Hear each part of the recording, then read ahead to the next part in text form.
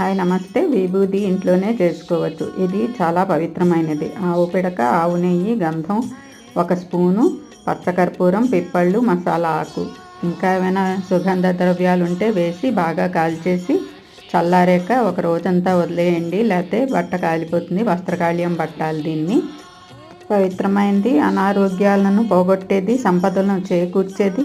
దీనికో మంత్రం ఉంటుంది. అది చెప్పలేని వారు ఓం నమ శివాయ అన్న పంచాక్షరి బీజ మంత్రాన్ని చదివితే సరిపోతుంది. ఇతర ఏ వస్తువులు లేదా పదార్థానైనా కాలిస్తే బూడిదగా మారుతుంది. కానీ బూడిదను కాలిస్తే రూపాంతరం చెందదు.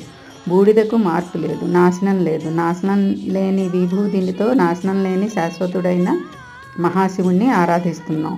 విభూది శాశ్వతమైంది, పవిత్రమైంది మాత్రమే కాదు, ఆరోగ్యదాయిని కూడాను. దీన్ని ఇలాగా మారేడు ఫలంలో వేసుకుని పెట్టుకుంటే చిటికెడు శివుడికి కూడా పూజిస్తే రోజు చాలా మంచిది. Thanks for watching.